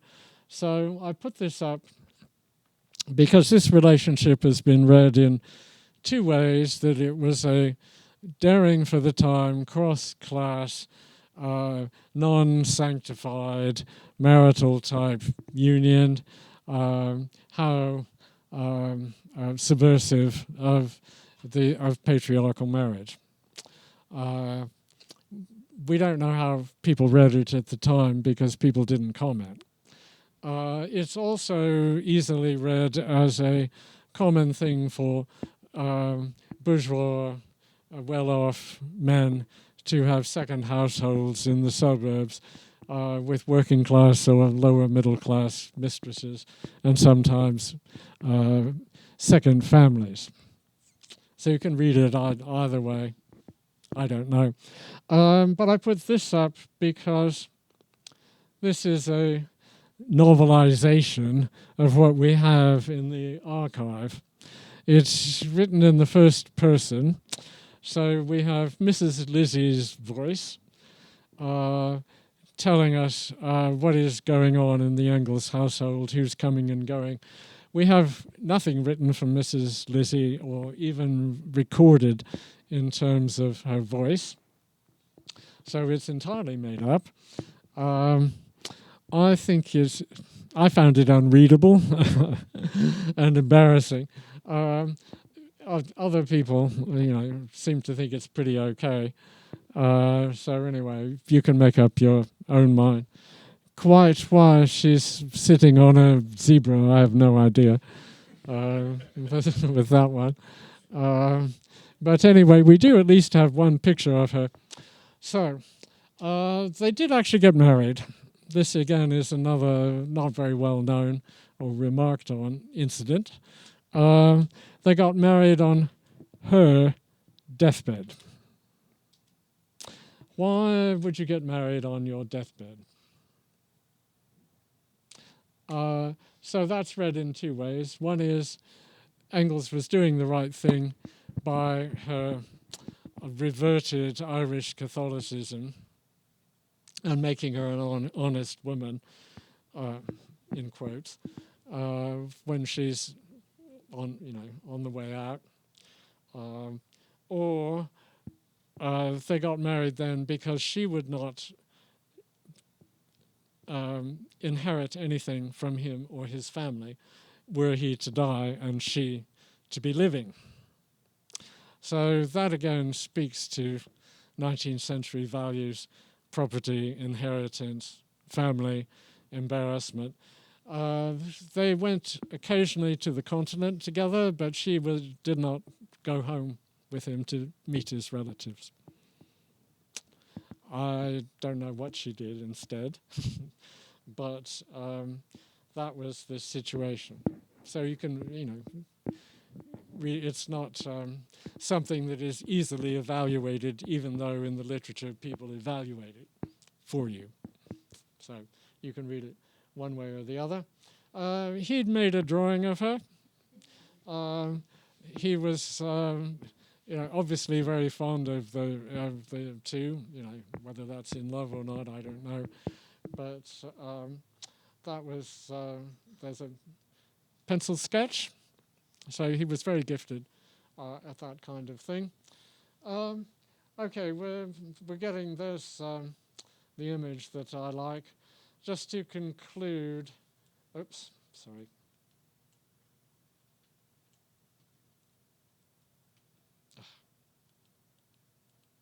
Okay. This is a very good book, I think, on a very controversial topic. This is kind of fast-forwarding to the Marxist reception, which really gets going in the 1920s and 1930s. And the Dialectics of Nature was produced as a book within the original Marx Engels Gesamtausgabe, and an important book because it speaks to an important concept in Marxism, namely the dialectic. So this book, Dialectics of Nature, is going to reveal the secret of Marxist dialectic. And this is part of the original project and scholarship.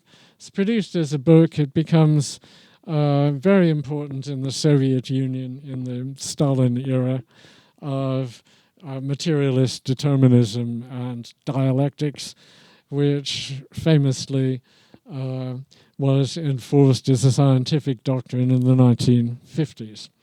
So up to Stalin's death in 1953, as I remember, and on through Soviet Marxism of the 1950s and the way that was received into the Marxisms of the West.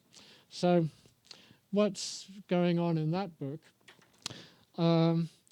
is a rerun of the German ideology issue. Namely, this book was put together in the 1930s from miscellaneous manuscripts that were left by Engels, which had something to do with the subject of dialectics. So they were pieced together to make a continuous book and given this title. And they were not actually drafts of a book. They were research notes made it in a succession of times with different political and scientific issues that Engels was interested in, according to what he felt like writing and down, just to have it. He didn't plan to write this book, but it was constructed. Okay, what happens in this book by Khan Kangal is that the manuscripts are separated out and the context of each one is clear. And the process through which they are merged is presented to you as the reader. And framing that, there's a very extensive philosophical discussion of dialectic, starting with the ancient Greeks and going up through the 19th century Hegelians and materialists. So you get a full intellectual picture independent of Engels, but also showing how Engels interacted with the tradition that he had and the philosophers that he was interested in. And there's also a discussion of the reception of it and the political use that's made of this and of the concept.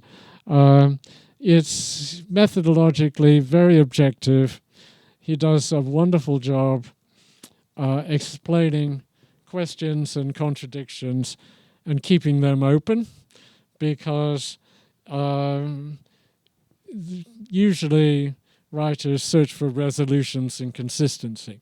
And he actually is quite okay with leaving you with the contradictions and inconsistencies and things that will never fit together.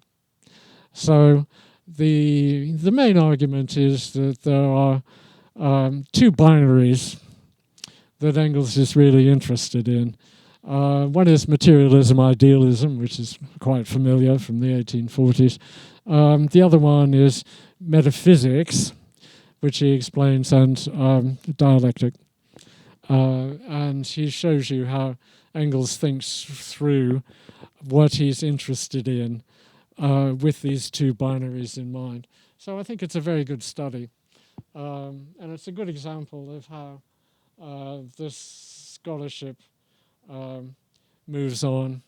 So we'll see. Okay. So there we are. We're getting to the closing slide. This is the way Engels would like to be remembered. It's not the way I've remembered him. I was interested in the young Engels. This is the way he's come down to us with St. Mark's looking over his shoulder and guiding his thoughts, looking into his brain, isn't he? So I think Engels is clearly channeling Marx here. We say the thought. Actually, the picture line goes like that, doesn't it? That's the holy lamp of truth. The whole thing is about books. It's it's clever, and it's political propaganda of a certain kind. That is a picture of Engels's gravesite. He directed that his body should be cremated, which was a new fashion at the time. This was an industrial process. It was mass-produced cremation. He did not ask to be cremated in the back garden on a bonfire. He wanted an industrial cremation, which was the latest thing. There was an industrial crematorium in suburban London. It was a commercial business. You signed up with a company and your body in a casket, a coffin, was loaded on to a special train at Waterloo Station through a special entrance as your gateway to the next world on the South West Railway, which is very important from this. I see now why he wanted this. That gateway at Waterloo Station is still there. He's not remembered there, but it's an exit to the next world. The platforms at Woking are still there, where they're especially high, so that you can unload coffins efficiently. The crematorium has vanished, I think, and so has the railway service. But it was quite a bourgeois commercial thing to do. So he directed that his ashes should be taken from the other end of this industrial process to a favorite resort. This is the beach at Eastbourne, which is southeast of London, about an hour and a half on the train if you do it now. And various people, Kautsky, I think, anyway, I mean, you can find out, Bernstein was there.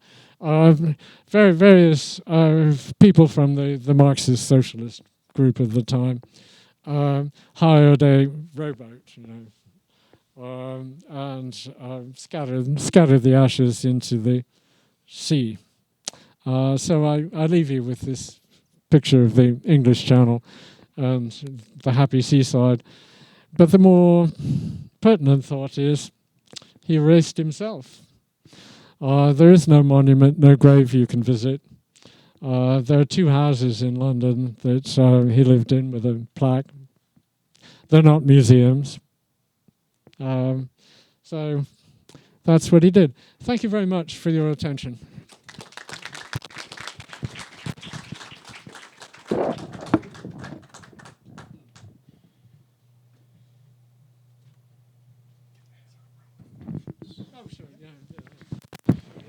Thank you very much, Terrell. It was a very nice presentation. We can have a round of questions. If anyone wants to make a comment or a question, please leave your hand. Please say your name and the question. Hello, thank you very much. My name is Rafael. I would like to ask about a kind of something I missed in the presentation, which is Engels' work on the anti-Düring book, because basically every time someone talks about Engels, and especially his relation to later Marxists, they're talking about his work against Düring, and in this presentation, you basically didn't mention it. Okay, we can get 2 or more questions. Does anyone wants to use the mic? No? So we can go. Okay. Thank you, Raphael, for the question.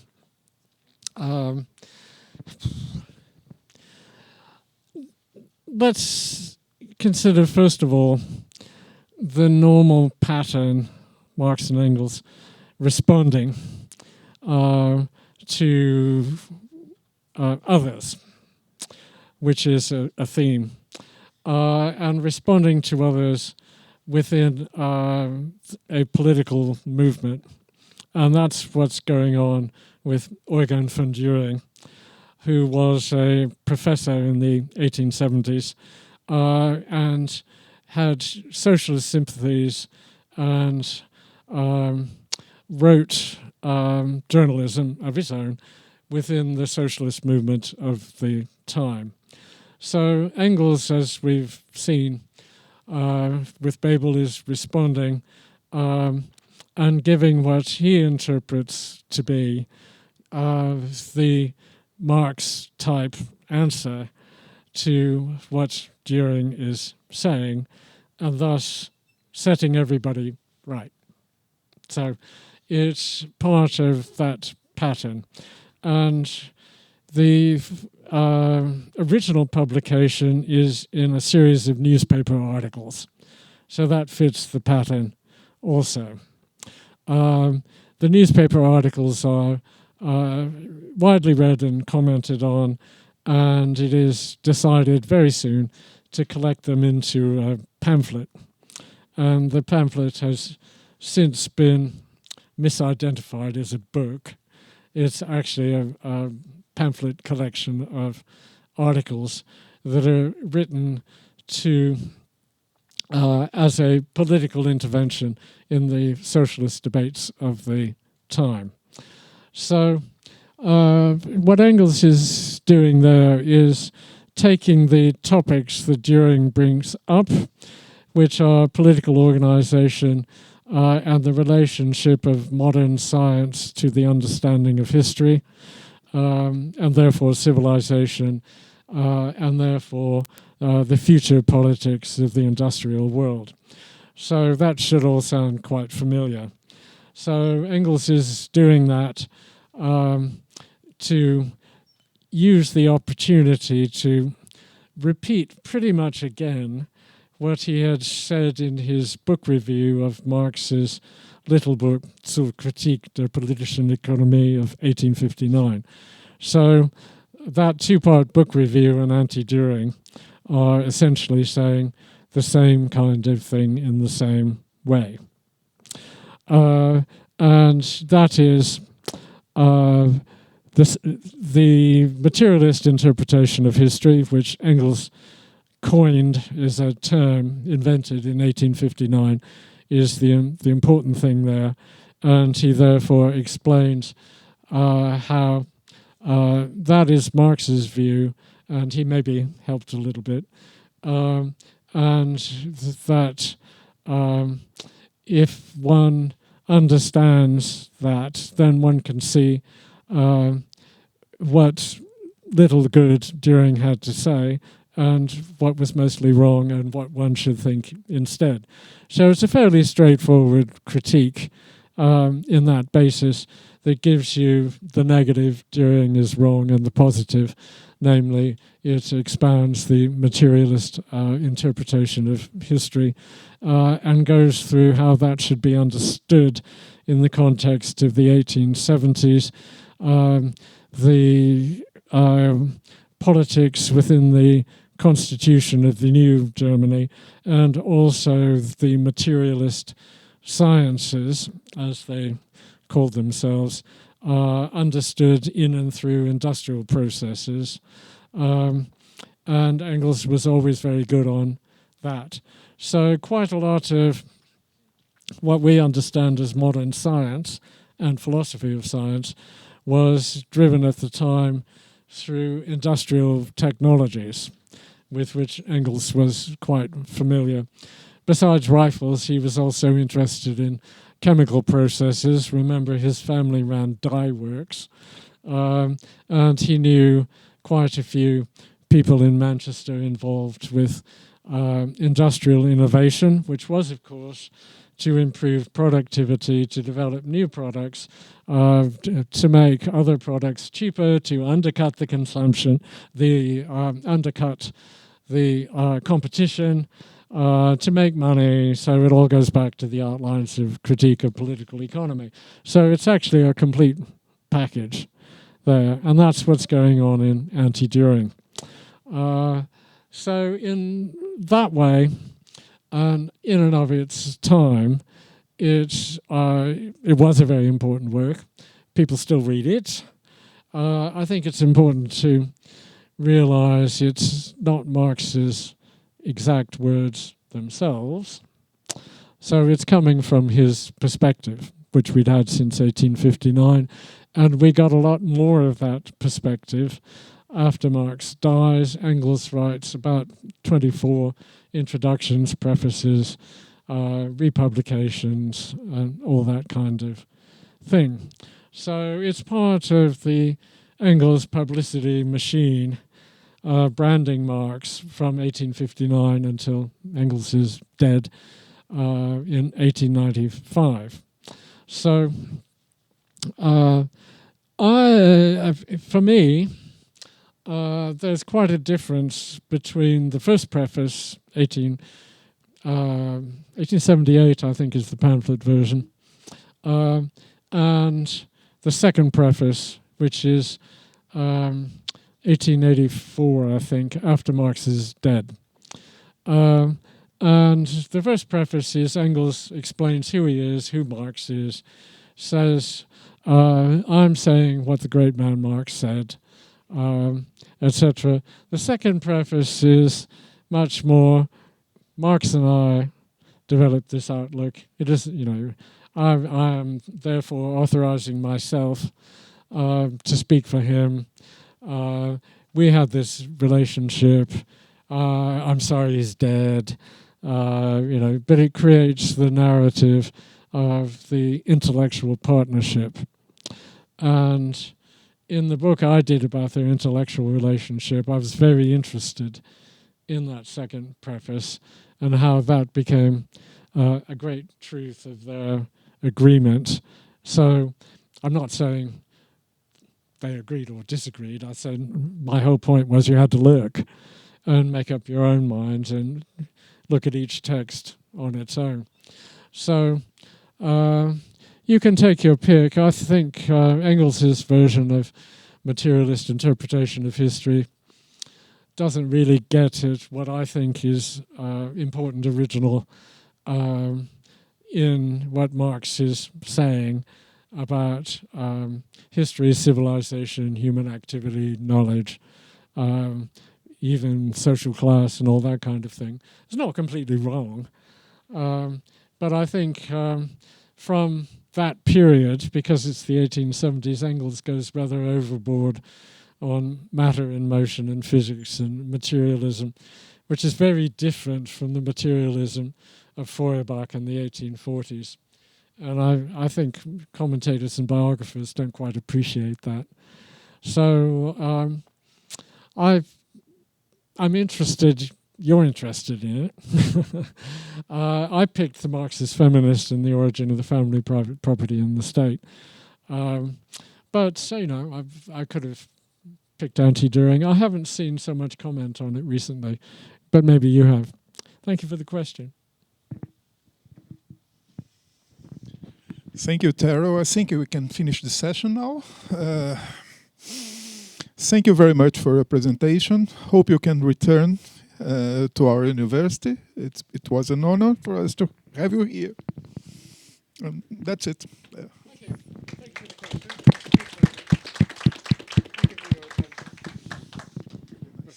Thank you. Enjoyed a lot.